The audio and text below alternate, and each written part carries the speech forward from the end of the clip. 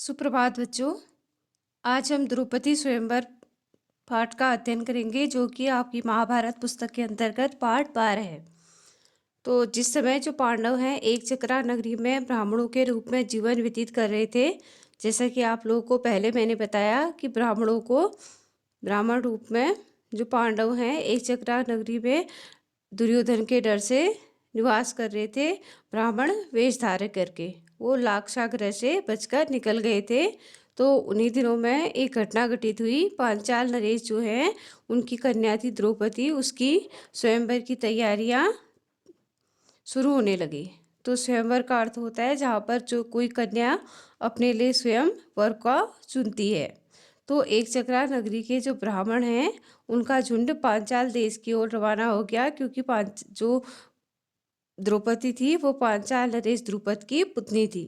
तो सभी पांडव भी उनके साथ पांचाल नरेश की ओर स्वयंवर में भाग लेने के लिए चल पड़े।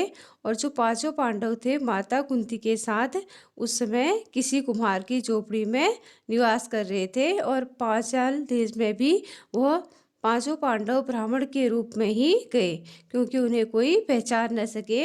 अब जो वहाँ पर स्वयंवर था उस पर एक मंडप बना हुआ था, जिसमें एक वृत्ताकार गोल गोल आकार का वृत्ताकार धनुष रखा गया था, जिसकी डोरी तारों की तरह बनी हुई थी। जैसा कि आप लोगों ने धनुष देखा होगा तो सामान्य तरह वैसा ही एक धनुष था, लेकिन वह बहुत ही बड़ा और विशालकाय था। और ऊंचाई पर, काफ़ी ऊंचाई पर एक सोने की मछली ढकी हुई थी, और वह क्या थी, एक चमकदार यंत्र पर बड़े वेग से, बड़ी तेजी से घूम रही थी, बड़े चमकदार यंत्र में मछली। और जो राजा द्रुपद है उन्होंने घोषणा की थी कि जो भी राजकुमार पानी में प्रतिबिंब देखकर और भारी धनुष से तीर को चलाकर ऊपर टंगे हुए निशाने पर जो मछली है उसको गिरा देगा, उसी को वह द्रौपदी को का वर चुनेंगे और द्रौपदी उसी को वरमाला पहनाएंगी।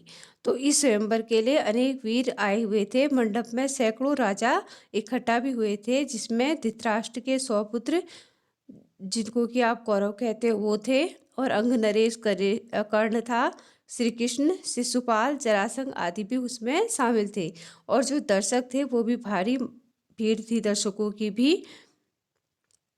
राजकुमार जो दृष्टद्युम्न थे वो घोड़े पर सवार होकर आगे आए, और पीछे उनकी बहन द्रौपदी भी आई और हाथ में फूलों का हार लिए हुए।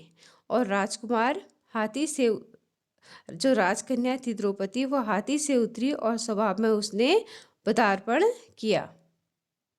इसके बाद एक एक करके जो राजकुमार हैं वो उठते गए और धनुष पर डोरी चढ़ाते गए और हारते गए और अपमानित होकर लौटते गए, क्योंकि कोई भी उस घूमती हुई मछली पे निशाना नहीं मार पा रहा था।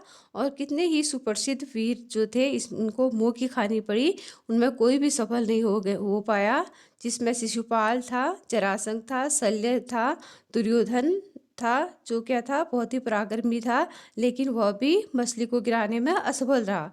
अब जब कर्ण की बारी आई तो सभा में चारों ओर लहर दौड़ गई। सबने सोचा कि अंग नरेश जरूर क्या हो जाएगा, सफल हो जाएगा। कर्ण ने धनुष भी उठाया और खड़ा हो गया, और तानकर जब उसने प्रचंडता चलाई, उसका धनुष का जो धनुष में नीचे से तार लगा रहता है, उस तार को हिलाया शुरू किया, तो डोरी चलाते समय बाल भर ही कसर रह गई, और इतने में थोड़ा सा उससे कसर रह गई, वो मछली को नहीं गिरा पाया, और धनुष का डंडा जो है उसके हाथ से गिर गया और उछलकर उसके मुंह में आ लगा। उसके मुंह में चोट लगी धनुष के डंडे से, और वह अपनी चोट को सहलाता हुआ बैठ गया। अब उसमें जो उपस्थित ब्राह्मण थे उनके बीच से एक तरुण उठा, तरुण मतलब एक युवक उठा, जो कौन था, अर्जुन था।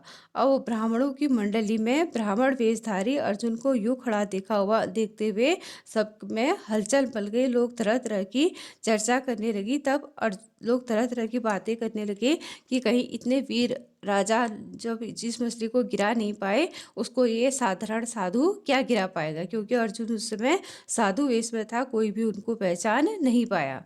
तब अर्जुन ने धनुष पर तीर चढ़ाया और आश्चर्यचकित होते हुए वह मुस्कुराते हुए उसने ऊपर देखा और थोड़ी ही देर में उसने एक ही बाण में एक के बाद एक 5 बाण इस तरह घुमाए कि चक्र में मारे और हजारों लोग देखते ही रह गए। और जो निशाना टूटकर नीचे गिर गया, जो मछली है वह टूटकर नीचे गिर गई और सभा में कोलाहल मच गया। सभा में सभी लोग हल्ला मचाने लगे। जब उस समय राजकुमारी द्रौपदी जो थी उसकी शोभा कुछ अनूठी थी। राजकुमारी द्रौपदी बहुत ही खुश हुई और वह आगे बढ़ी और थोड़ा संकुचाते हुए उसने लेकिन प्रसन्नतापूर्वक ब्राह्मण वेश में खड़े अर्जुन को उसने वरमाला पहना दी। और माता को जब यह समाचार सुनने के लिए युधिष्ठिर, नकुल, सहदेव तीनों भाई मंडप से उठकर चले, लेकिन परंतु जो भीम थे वो वहीं खड़े रहे। उनको भय था कि कहीं राजकुमार अर्जुन को कोई लोग पहचान न जाए और उसको कोई नुकसान न पहुंचा दे। और भीमसेन का जो अनुमान था वह ठीक ही था। राजकुमारों में बड़ी हलचल थी, सब में शोर मचाया था, सबका जोश बढ़ गया था। सभी लोग अर्जुन को मारने को तत्पर हो गए थे। ऐसा लग रहा था कि कोई विप्लव मच गया हो। विप्लव का अर्थ होता है विद्रोह मच गया हो। यह हाल देखकर जो श्री कृष्ण है, बलराम है और कुछ राजा क्या हो गए, थोड़ा शोर मचाने लगे। और राजकुमार जो जब विप्लव मच रहा था वहाँ पे, उस समय श्री कृष्ण बलराम कुछ राजाओं को उनके विद्रोह मचाते समय उन राजाओं को समझाने लगे। और वो समझाते हुए इस बीच भीम अर्जुन द्रौपदी को साथ लेकर कुम्हार की कुटिया की ओर चल दिए। जब सभा में सभी राजा विद्रोह कर ही रहे थे तो उसी बीच भीम और अर्जुन द्रौपदी को अपने साथ लेकर कुमार की कुटिया की ओर चल दिए। और जब भीम और अर्जुन द्रौपदी को साथ लेकर सभा से जाने लगे, जो द्रुपद का पुत्र है, द्रुपद का पुत्र जो धृष्टद्युम्न था, वह चुपके से अपनी बहन के साथ उसके पीछे हो गया। अब वो कुमार की कुटिया को देखकर उसे आश्चर्य होने लगा और वह तुरंत लौट आया और अपने पिता से बोला, पिताजी, मुझे तो ऐसा लगता है कि ये लोग कहीं पांडव तो नहीं। बहन द्रौपदी उस युवक की मृगछाला पकड़े जब जाने लगी तो मैं भी उसके पीछे हो गया था।